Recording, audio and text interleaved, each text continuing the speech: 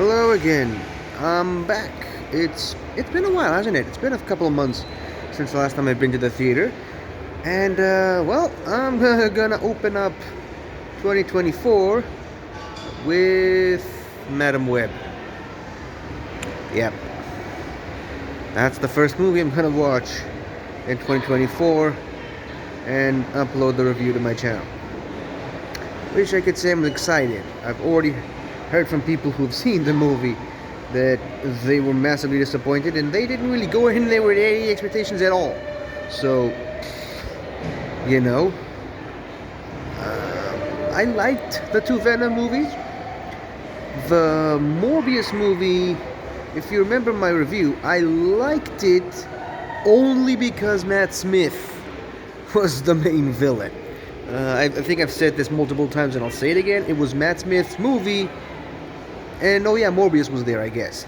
So, Adam Webb, can't say again. Can't say I have any expectations at all. I mean, I've never really understood the Madam Web character in and of herself. Like she just popped up in the Spider-Man animated series back in the 90s, voiced by the late great Stan Lee's wife, by the way, Joni. But she never really popped out as a character to me personally. And now they're making a movie about her? I don't know. Anyways, so I don't know if you could tell, but I'm a little bit sick, hence why I haven't really done anything proactive on my channel for a while. But this is my way of kicking off this year's movie season. And, well, the movie's about to start. I'm seeing the trailer right now, so talk to you when I come out of it. See you then. Right, so Madam Web, the movie about that strange blind woman from the Spider-Man animated series from the 90s. What can I say about this? First of all, it's a movie I don't think should have been made, but I mean, it's another one of those desperate Sony attempts at making a Spider-Man movie universe without Spider-Man in it. And, well, I mean, you gotta understand Sony. I mean, they have this gold mine of a property with the Spider-Man property, which they very smartly are still refusing to give back to Marvel because that would kill them financially if they can't make any more profits off of Spider-Man movies. So they're making the right decision for themselves, not necessarily for us.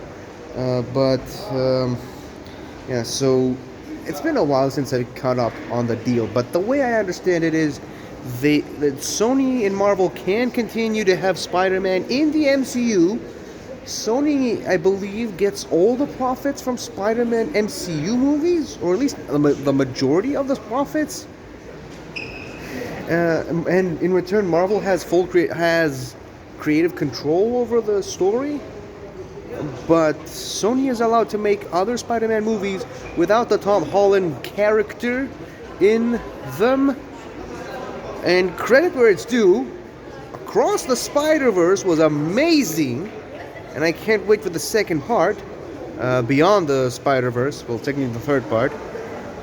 And I don't know if you noticed, but no Tom Holland in that movie. There was a glimpse of the Andrew Garfield Spider-Man and a hint of the Tobey Maguire Spider-Man, but not the Tom Holland version. And so they've got that going for them, which is working. But on the other hand, they're trying all these weird Spider-Man spin-offs that I don't think are really working out for them. I mean, I mentioned up top the Morbius movie, which doesn't work on every level except Matt Smith being in it. And maybe this is just me, because me and my, Doctor Who fanness about the whole point. Besides, having Matt Smith steal the show, the movie's a complete failure. This movie, Madam Web, does not have the benefit, I would say, of having Matt Smith in it, or a Matt Smith caliber actor or actress in it. I think it's a slightly better movie than Morbius, Madam Web. Uh, First of all, let me just say this: the origin story, which, for the record, I don't think we ever needed a origin story for Madam Web. I was kind of okay with her just being this weird, random, anomalous character from the 90s TV show. I think that's where she debuted. I could be wrong about this. She might have debuted in the comics somewhere, but the 90s TV show is where I became aware of her. I don't think we ever needed an origin story for that character. A character works because we don't know where she came from. And the origin story itself in the movie, without getting into too many spoilers, I mean, it's bordering on the Halle Berry Catwoman level. A much better movie than Catwoman, though. Don't get me wrong. First of all, the costume design. Definitely a huge step up from that atrocious movie. But, I mean, like I said, the origin story is weird for this character. And credit where it's due. It's also weird for the Morbius character in the Morbius movie, which is still somehow weirder than the comics version of Morbius. But Madam Web, well, like I said, the origin story is weird. It starts off horrible. Let me just put it that way. It starts off horrible, the origin story. But once you get past that, there's potential. There's some interesting potential in this movie. I'll say this. It's you can see where Sony was going, the direction they wanted to take their Spider-Man-less universe, and I think this movie, more than Morbius, more than probably any other movie they got planned, is really skating around this idea of not having Peter Parker in it. I can't get into too many spoilers, but they're really edging close to having Peter Parker in the movie, but not having Peter Parker in the movie. That's the best I can say without spoilers. But at the same time, they're having all these either Spider-ish characters, like Madam Web, and like certain other characters in the movie that I can't really say without spoiling.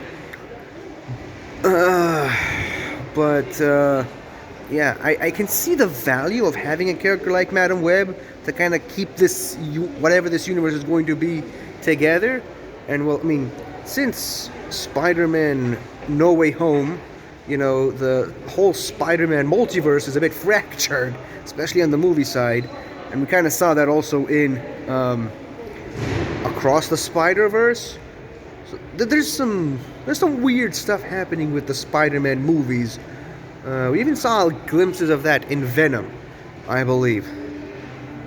But yeah, so I think I can see the value of having a character like Madam Web to try and keep this whole thing together, like a web of time, if you will. Just, not sure we needed a whole movie to set that up, if it gets my meaning. This movie does seem to set up several other characters in the movie, with potential sequels that I don't think we're ever going to get. But yeah, it's another step, I guess, in the Spider-Man universe without Spider-Man in it. And yes, next up we got Kraven coming later this year.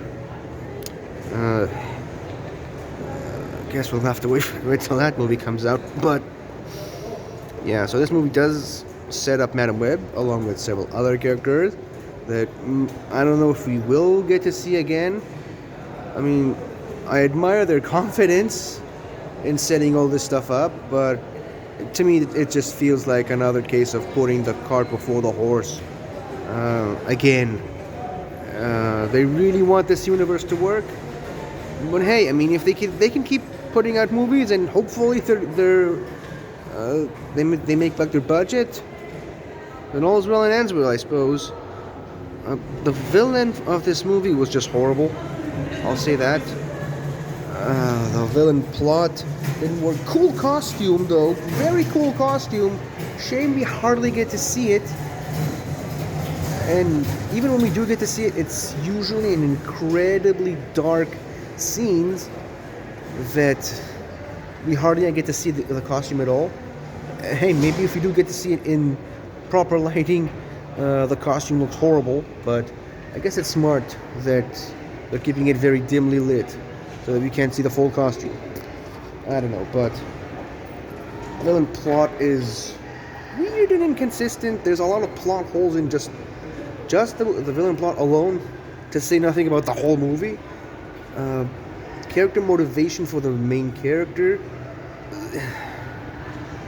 it's hard to get into.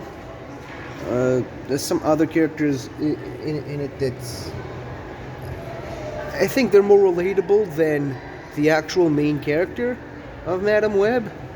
But overall, this collection does add up to a serviceable movie, is what I can say. Not much else I can say about it. There's no post-credit scene or even a mid-credit scene, so don't bother waiting. There's that, and there's really nothing else I can say. It's sad that I gotta open this year of movie season, this year's movie season, with a movie like this. But hey, that's just life. Now look, if you want an exciting popcorn movie to watch, I can recommend it. I can recommend this movie. It's not horrible. Let's just put it that way. It's not unwatchable. There's some cool action scenes in it. Just, kind of wish they picked a better character for those action scenes, if that makes any sense. But yeah, that's really all I can say.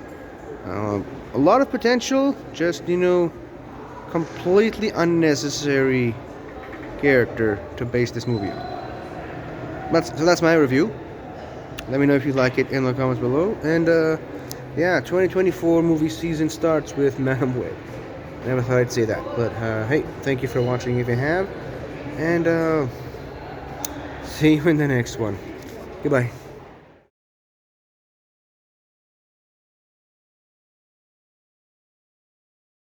Hi there! Thank you for watching the video, and if you enjoyed it, don't forget to like, comment, subscribe, and tell your friends. I'll see you next time.